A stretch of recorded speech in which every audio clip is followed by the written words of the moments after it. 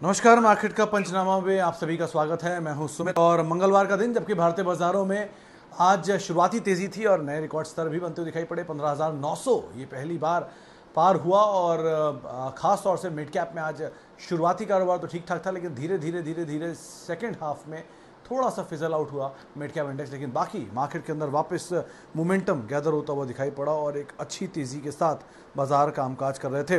Majorly record high Sensex Nifty दोनों में बनते हुए दिखाई पड़े। मिड कैप आउट परफॉर्म कर रहा था, करीब 2:1 का रेशियो स्मॉल कैप इंडेक्स की वजह से आपको देखने को मिल रहा था। और सीमेंट, टेलीकॉम इक्विपमेंट जैसी companies, realty, media, gas stocks, खासतौर से गुजरात गैस जैसे stock, Reliance industrial infra, Jai Corp, ये कुछ ऐसी कंपनीज थी जहां पर एक अच्छा मोमेंटम आज देखने को मिल रहा था।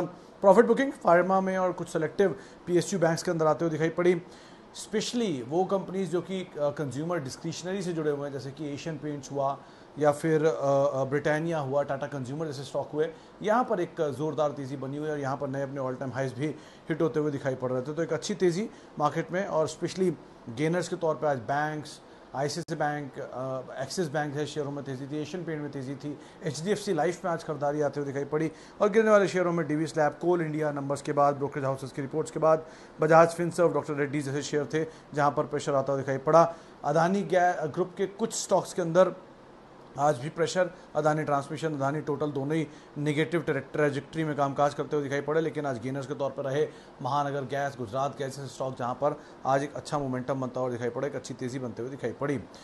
हेलो दोस्तों, अगर आप अपना पैसा शेयर मार्केट में इन्वेस्ट करके लाखों रुपए कमाना चाहते हैं तो आज ही आप स्टॉक के साथ जुड़कर अपना डीमैट अकाउंट आप बिल्कुल फ्री में ओपन कर सकते हैं, जहां पर आपका ब्रोकरेज चार्जेस बिल्कुल ना के बराबर लगता है। ब्रोकरेज लगता है तो सिर्फ इंट्राडे ट्रेड में, वह भी सिर्फ 20 रुपये। तो आज ही आप स्टॉक के साथ में जुड़ सकते हैं, लिंक डिस्क्रिप्शन में है, क्लिक करें और अकाउंट ओपन कराएं।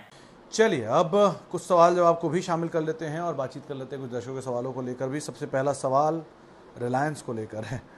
नज़म साहब, रिलायंस के केस में अगर आप लॉन्ग टर्म इन्वेस्टर हैं तो ऑब्वियसली आप बने रहेंगे, क्योंकि 2580 ये इसके लिए टारगेट्स आए हुए हैं ब्रोकरेज हाउसेस की रिपोर्ट्स के लिहाज से।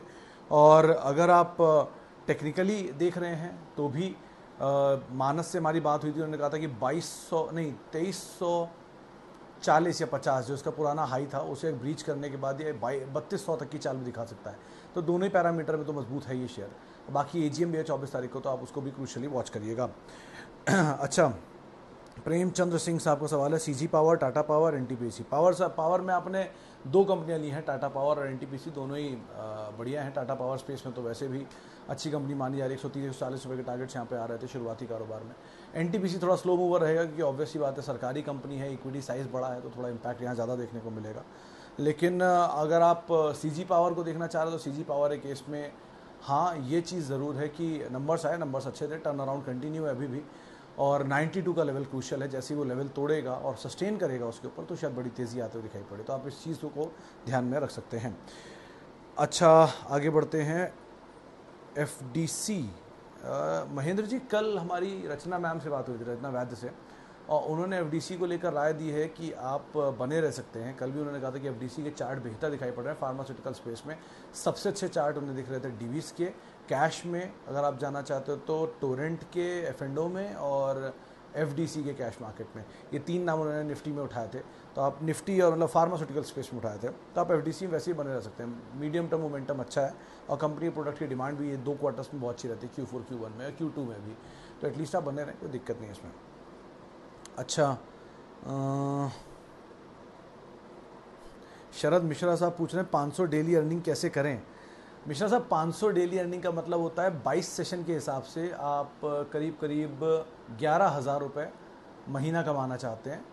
और क्योंकि 22 सेशन होते हैं, ट्रेडिंग सेशन होते हैं एक महीने में, 30 नहीं होते हैं, और उस हिसाब से आप हर रोज़ ये प्रोबेबिलिटी लेके चलेंगे तो 11,000 इंटू साल में इंटू कर लिए 12 से आप रफली जो पैसा कमाना चाह रहे हैं। खैर, इंपॉर्टेंट ये कि आप इसके ऊपर कैपिटल कितना लगा रहे हैं। अगर आप कैपिटल लगा रहे हैं तो डिपेंड करता है, और दूसरा ये कहीं भी किसी भी जगह पर नहीं लिखा है या कहा है किसी ने कि स्टॉक मार्केट में रोज़ गेन होता है। स्टॉक मार्केट अगर आप ट्रेडिंग के लिहाज से या रोज़ की लाइवलीहुड अर्न करने के लिए ट्रेड करना चाह रहे हैं तो ये आप गलत फैसले में हैं। बेटर आप इन्वेस्ट करिए, फ्यूचर के लिए इन्वेस्ट करिए, बहुत बढ़िया वेल्थ क्रिएट होती है, लेकिन शॉर्ट टर्म के पैसे में मतलब समझ में नहीं आया मुझे आज तक कभी, शायद उसमें कुछ मिलता भी किसी को कि नहीं, क्योंकि शॉर्ट टर्म में गेन होते हैं फिर लगातार एक ही दिन में सब वाइप आउट हो जाते हैं। तो ये ट्रेडिंग वैसे भी जीरो सम गेम होता है। एनीवेज आप बाकी मतलब इसके लिए मैं सही आदमी नहीं हूँ, आप किसी और से इस पर राय ले लें, वो ज़्यादा बेहतर रहेगा।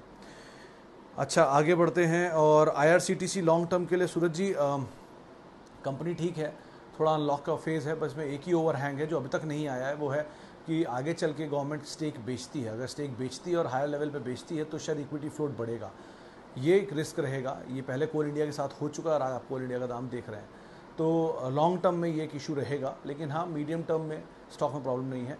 इक्विटी फ्लोट बढ़ना हमेशा रिस्की रहता है, तो ध्यान रखिएगा अगर ऊपर के लेवल पे OFS आ रहा है तो थोड़ा थोड़ा करके भले गवर्नमेंट स्टेक बेचेगी, लेकिन जब वो स्टेक बेचना शुरू करेगी तो फ्लोट बाजार में बढ़ता चला जाएगा, और फ्लोट बढ़ेगा मतलब कोई भी शेयर की सप्लाई जब मार्केट में बढ़ जाती है तो ऑब्वियसली अदर डिमांड को वही पूरा कर देगी। तो अभी तो डिमांड अच्छी है, सप्लाई नहीं है, इसलिए शेयर चल रहा है। जब डिमांड बढ़ जाएगी, सप्लाई बढ़ जाएगी, तो ऑब्वियसली बात है शेयर भी चलना बंद कर देगा। तो अकॉर्डिंगली आप यहाँ पे कॉल लीजिएगा। कंपनी बुरी नहीं है, कंपनी अच्छी है, बस फ्लोट वाले पार्ट से आप थोड़ा बच के रहें।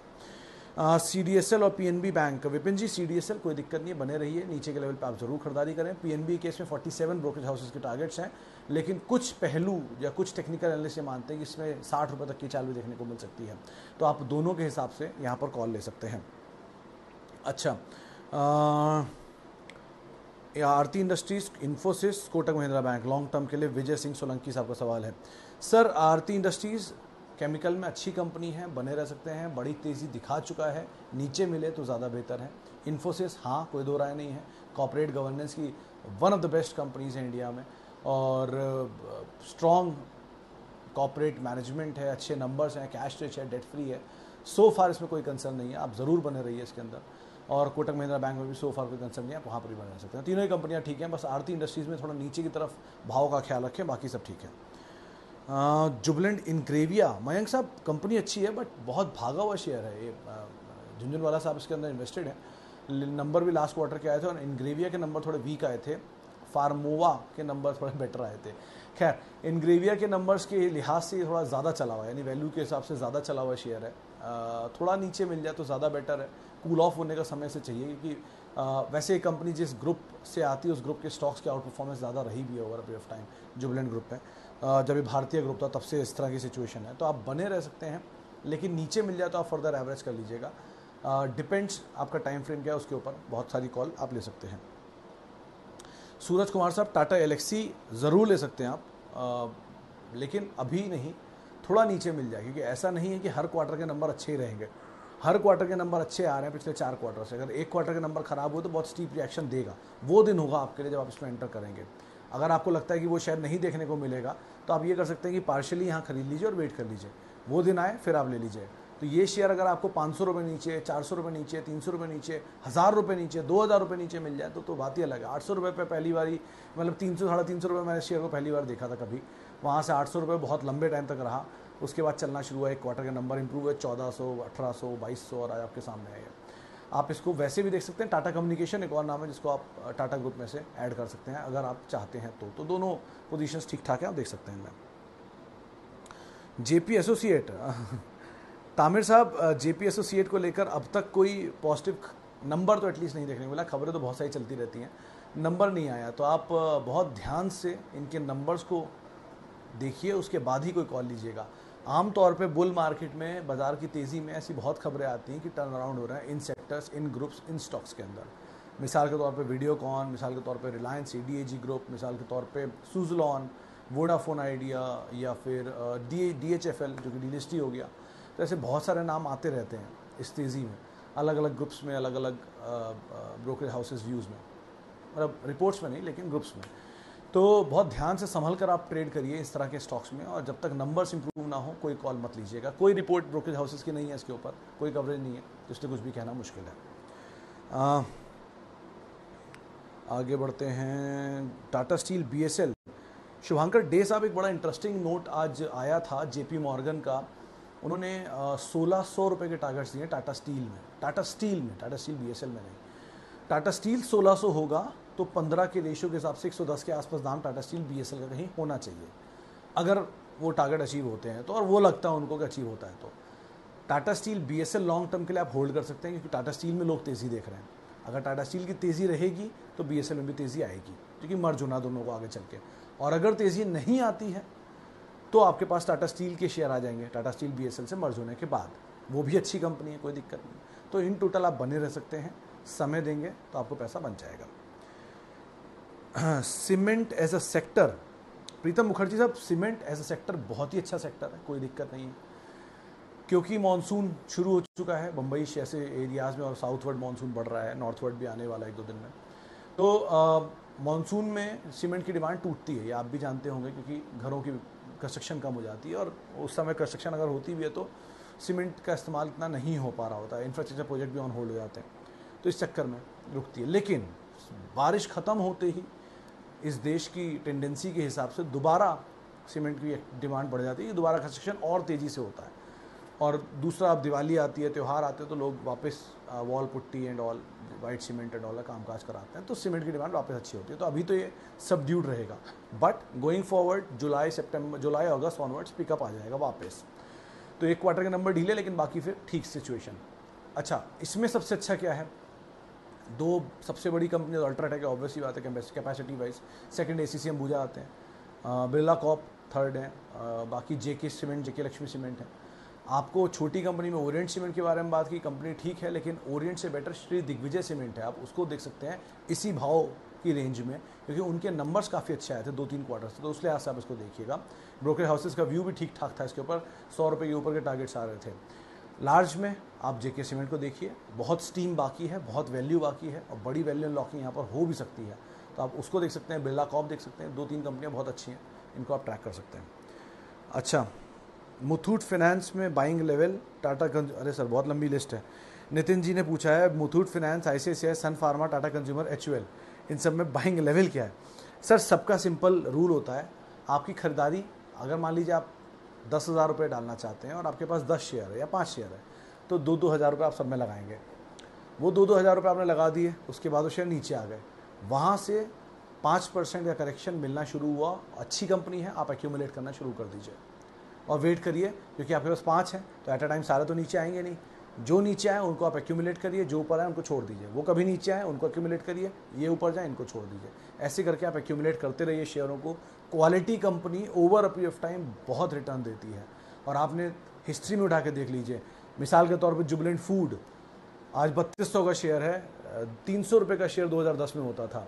डी मार्ट 299 का शेयर था 2017 आईपीओ में, और आज देखिए। ऐसे बुरे नाम भी हैं, लेकिन अगर आपके पोर्टफोलियो में अच्छे और बुरे दोनों शेयर हैं, तो अच्छे वाले शेयर इतने अच्छे होंगे कि वो बुरे को भी साथ में खींच लेंगे। तो आप अकॉर्डिंगली यहाँ पे कॉल लीजिए। बड़ी क्वांटिटी के चक्कर में मत पड़िए, अच्छी क्वालिटी के चक्कर में पड़िए, तो ज़्यादा अच्छा पैसा बन पाएगा आपका। सिप्ला, टाटा कंज्यूमर, प्रणव साहब दोनों कंपनी अच्छी हैं, आप दोनों बने रह सकते हैं। डिपेंड आपका खरीदारी का भाव क्या है और आपका नज़रिया क्या है। अगर लंबी अवधि है तो ज़रूर बने रहिए। मीडियम टर्म के लिए न्यूज़ फ्लोज हैं, ओवरहैंग है, थोड़ा ईज आउट होगा, उसके बाद चलना शुरू हो जाएगा। फार्मा सेक्टर में टाइम हो रहा है 6 महीना। राहुल जी, फार्मा में क्यों आप 6 महीने के लिए जाना चाह रहे हैं? 10 साल से ज़्यादा शायद हो गया जब से झुनझुनवाला साहब इस सेक्टर पर बुलिश हैं, और ज़्यादा ही होगा शायद, क्योंकि मैं जब 2010 में कभी एक बार उनसे मिला था, तब उन्होंने ये बात बोली थी कि ये शेयर या सेक्टर में आप पैसा डालिए और बनेगा पैसा। और तब से लेके अब तक आप देख रहे हैं लूपिन में वो इन्वेस्टेड हैं, और बिंदो में भी वो रहे हैं। तो आप क्यों 6 महीने के लिए खाली, क्या दवाइयाँ यूज़ होनी बंद हो जाएंगी? क्या सिचुएशंस ईज आउट हो जाएंगी? आगे चल के दवाइयों का इस्तेमाल नहीं होगा? आप लॉन्ग टर्म के लिए सोचिए। एक से एक क्वालिटी स्टॉक आपको दिखाई पड़ेंगे। डीवी स्लैब जैसी कंपनियों को देखिए, फाइजर जैसी कंपनीज़ को देखिए। नोवार्टिस इतनी बुरी नहीं है, थोड़ा स्लो मूवर है लेकिन चला है दोबारा, आप उसको देख सकते हैं, इतनी अच्छी कंपनी है। सन फार्मा बहुत अच्छी कंपनी है, सबसे बड़ी कंपनी, और अभी अपने बायबैक प्राइस से नीचे है। इसके सिंजिन जैसी कंपनी, बायोकॉन जैसी कंपनीज़ को देखिए, एक से एक मेगा जाइंट हैं फार्मास्यूटिकल स्पेस में। आप उनको क्यों 6 महीने में बांध रहे हैं? बढ़िया, आप उनको लीजिए, इन्वेस्ट करिए, समय दीजिए। मेजर ब्रोकर हाउस के टारगेट कुछ के अचीव भी हो गए हैं, कुछ में ही बाकी हैं, तो आप समय देंगे तो आपको ज़रूर पैसा बना के देंगे ये सभी स्टॉक्स। आप लेकिन टाइम फ्रेम में एटलीस्ट अपने आप को मत बांधिए। अदानी पावर संतोष यादव साहब, अदानी ग्रुप में एक ही सवाल, स्टैंडर्ड जवाब जो मैं हर रोज़ देता हूँ कि ये सभी शेयर अपनी ग्रेविटी बियॉन्ड ग्रेविटी चलते हैं, अपने नंबर से कहीं ज़्यादा ऊपर हैं। आज ही मैंने एक आकलन किया था कि इस पूरे ग्रुप का ऑन एन एवरेज रिटर्न इस साल में 171% है। पूरे ग्रुप की मार्केट कैप करीब 9.5 लाख करोड़ थी जो 2 दिन पहले फ्राइडे को, वो अब घट के हो गई 8 लाख करोड़, 8.25 लाख करोड़ की रेंज में। और पूरे ग्रुप का डेट तो ऑब्वियस सी बात है बहुत ज़्यादा है, 4 लाख करोड़ के आसपास का है। तो सिचुएशन इतनी बेटर नहीं है, लेकिन हाँ, अगर आपके पास पड़े तो अभी आप बने रहेंगे, आप बेच तो सकते नहीं, वेट करें और ऊपर के दाम मिले, रीजनेबल प्रॉफिट मिले तो आप निकल सकते हैं। इस चीज़ का ध्यान रखें, कंपनियाँ बुरी नहीं हैं, ग्रुप भी बुरा नहीं है, लेकिन बहुत जल्दी और बहुत तेज़ भागा है, तो थोड़ा कूल ऑफ हो सकता है। कूल ऑफ होने का वेट करिए, फिर आप एंटर कर लें, ज़्यादा बेहतर है। लेकिन एटलीस्ट सिचुएशन को समझ के उसके बाद इसमें पैसा डालना ज़्यादा बेहतर होगा। वर्लपूल, नितिन पटेल साहब, अभी किसी दिन थोड़ी देर पहले किसी ब्रोकर से मेरी बातचीत हुई तो उन्होंने बिल्कुल साफ कहा कि मल्टीनेशनल स्पेस में, कंज्यूमर ड्यूरेबल स्पेस की सबसे क्लीन कंपनी है। आज नंबर आए हैं, 6% ऊपर बंद हुआ है। 100% कल इस पर ब्रोकरेज हाउसेस की रिपोर्ट्स के अपग्रेड्स आएंगे और वो भी तेज़ी की ही बात करेंगे। आप ज़रूर बने रहें और अगर आपको नीचे का भाव मिले तो आप ज़रूर एक्यूमुलेट करें, इसको तो अपने जनरेशन्स को गिफ्ट करें। इस तरह का स्टॉक है तो आप, कोई दिक्कत नहीं है, ज़रूर बने रह सकते हैं स्टॉक के अंदर। लॉन्ग टर्म के लिए सूरज कुमार साहब, HDFC लाइफ अच्छी कंपनी है। HDFC ग्रुप की लाइफ इंश्योरेंस स्पेस की प्राइवेट लिस्टेड प्लेयर्स में सबसे बड़ा मार्केट शेयर ओन करने वाली कंपनी है। जो हमारे साथ जानकार जुड़ते हैं उन्होंने 800 रुपये तक के टारगेट भी दिए थे एक समय में। ब्रोकरेज हाउसेस की व्यू भी 760-800 की रेंज में आ रहे हैं। आप ज़रूर बने रहें, नीचे के लेवल पे आपको मिले आप ज़रूर एक्यूमुलेट करें। हाल में ही कुछ करेक्शन आया था, 650 रुपये तक गया भी था, आपको वहाँ करना चाहिए था एक्यूमुलेट। आपको दोबारा मौका मिले आप ज़रूर कर सकते हैं। टाइम फ्रेम लगेगा लंबा, लेकिन पैसा बना के आपको ये दे सकता है। SBI, पूनम यादव जी का सवाल है। पूनम जी, SBI में जो ब्रोकरेज हाउसेस का व्यू है वो तो 600 रुपये के आसपास तक के टारगेट्स दे रहा है और PSU बैंक्स में सबसे बड़ा आउट परफॉर्मर फिलहाल ये रहा भी है। अगर आप टेक्निकली देखती हैं तो मुझे नहीं पता, लेकिन फंडामेंटली तो कोई दिक्कत नहीं है इस बैंक के साथ। निजी या सरकारी क्षेत्र का सबसे बड़ा बैंक है। टाइम फ्रेम दीजिए, पैसा बनाएगा। बहुत समय बाद इसने ये रेंज उठाई है वापस, 320 से 350 तक हर बारी आके घूम जाता था, इस बारी उसको भी तोड़ के ऊपर आया है। तो फिर आप बने रहिए, बड़ा रिवॉर्ड्स में अवेटेड है। अभी भी काफ़ी वैल्यू अनलॉकिंग बाकी है, इसकी बहुत सब्सिडरीज अभी हैं इसके अंदर। तो आप वैल्यू के लिहाज से देखेंगे तो आप ज़रूर बने रहिए, अच्छा रिवॉर्ड मिल सकता है यहाँ पे। शॉर्ट टर्म के लिए निकुंज सेठ साहब, मैं मार्केट ट्रैक नहीं करता, ईडल वाइज क्या मैं किसी कंपनी को ट्रैक नहीं करता, तो आप माफ़ी देंगे उसके लिए मुझे प्लीज़। अच्छा, आगे बढ़ते हैं। वोल्टास, अगर वोल्टास है प्रयाग जसानी साहब तो आप ज़रूर बने रहें। वोल्टैम्प है तो नंबर्स वोल्टैम्प के मैंने देखे नहीं थे, लेकिन ट्रांसफार्मर एंड रेक्टिफायर के नंबर अच्छे आए थे। ये सेक्टर वैसे भी बज़ हो रहा है क्योंकि पावर की डिमांड एंड ऑल बज़ कर रही है दोबारा। तो वोल्टैम्प मीडियम टर्म प्ले हो सकता है, लेकिन वोल्टास लॉन्ग टर्म प्ले है। तो आप दोनों में अगर जो भी स्टॉक हो आप अकॉर्डिंगली यहाँ पे कॉल ले सकते हैं। इंडिया बुल्स, सुमित साहब, इंडिया बुल्स के बारे में ब्रोकरेज मार्केट मतलब कम्युनिटी के अंदर ये बात साफ होती है कि एक ट्रेडिंग फैंसी स्टॉक है, यानी कि ट्रेडर्स का पसंदीदा चहेता स्टॉक है। मूवमेंट बहुत ज़्यादा होता है दोनों तरफ, ऊपर की तरफ भी नीचे की तरफ भी। फंडामेंटल ड्रिवन स्टॉक नहीं है, तो आपको मोमेंटम चेज करना है। मीडियम टर्म के लिए आपने लिया है तो बात अलग है, लेकिन अगर आपने लॉन्ग टर्म के लिए लिया है तो HDFC life, PNB housing, depends कि क्या इसका ओवरहैंग होता है जो ये डील हो रही है उसके बाद, और मुथूट फाइनेंस जैसी कंपनीज NBFC स्पेस में आप चुनिए, वो ज़्यादा बेहतर विकल्प के तौर पर रहेंगे। लेकिन मीडियम टर्म के लिए आप इसमें मोमेंटम प्ले करिए और अकॉर्डिंगली यहाँ पे कॉल लीजिएगा। Good profit stock for long term, Gupta साहब, कोई भी स्टॉक लॉन्ग टर्म में गुड प्रॉफिट कर सकता है। आपने विप्रो की कहानी सुनी ही होगी, 10,000 के कुछ करोड़ बन गए, मदरसन के कुछ हज़ार के कुछ करोड़ बन गए, TCS के बने, इन्फोसिस के बने। आपको लगता है कि वो अब तक बन गए, आगे नहीं बनेगी, इसमें कहीं कोई रिटर्न चीज़ नहीं है कि वो आगे नहीं बन सकती। अगर वो कंपनी वेल मैनेज्ड है और अभी भी काम कर रही है और अच्छा कर रही है, मार्केट डोमिनेंट है, तो आगे क्यों नहीं बनेगा। आगे चल के पेंट की डिमांड नहीं खत्म होने वाली, HUL की डिमांड नहीं खत्म होने वाली, TCS की डिमांड नहीं खत्म होने वाली, रिलायंस नंबर 1 कंपनी बनी है, आगे और अपने आप को ग्रो करेगी।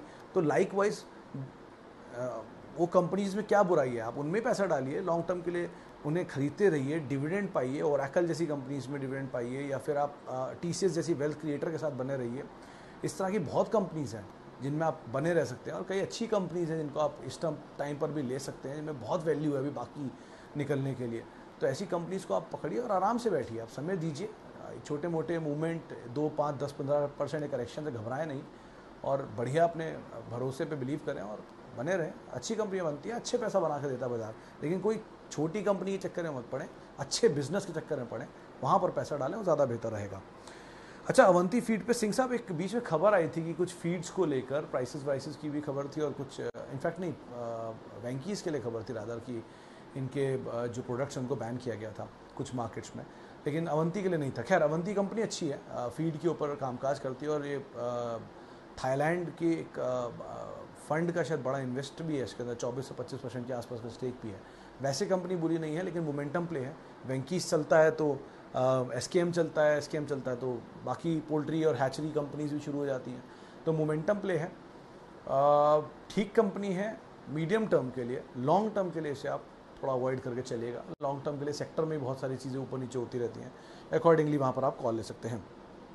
अच्छा, BHEL पे पॉल साहब कल एक रिपोर्ट आई थी 23 रुपये के टारगेट्स के लिए, लेकिन हमारे साथ जानकार जुड़े थे, उन्होंने इस पर कॉन्ट्रा कॉल दी थी। उनको लगता था कि तेज़ी यहाँ देखने को मिल सकती है।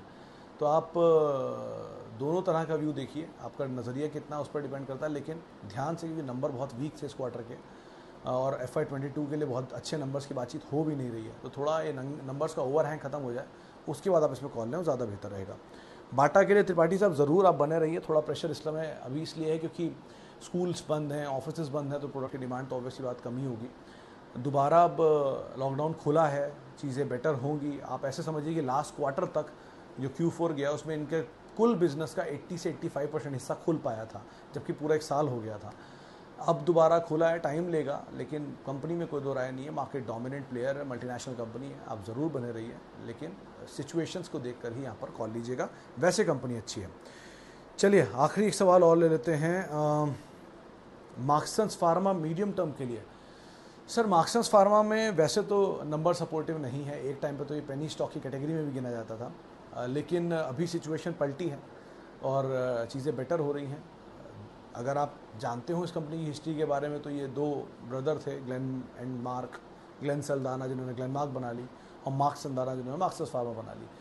तो एक्सपर्टाइज तो है प्रमोटर्स के पास कंपनी को चलाने का। सो फार मीडियम टर्म के लिए आप ज़रूर बने रहें, लॉन्ग टर्म के लिए नंबर्स को देखने के बाद ही यहाँ पर कोई कॉल लीजिएगा।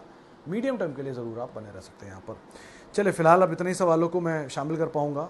माफ़ी उन सभी लोगों से जिनसे आज हम बातचीत नहीं कर पाए, और बहुत बहुत शुक्रिया उन सभी लोगों का जिन्होंने हमसे सवाल पूछे। आपसे कल फिर मुलाकात होगी इसी जगह पर, लेकिन मार्केट्स में लगातार नए हाइस बन रहे हैं, मिड कैप में मोमेंटम है। ध्यान से संभल कर स्टॉप लॉस के साथ अपनी पोजीशंस में आप ट्रेड करिएगा। नमस्कार।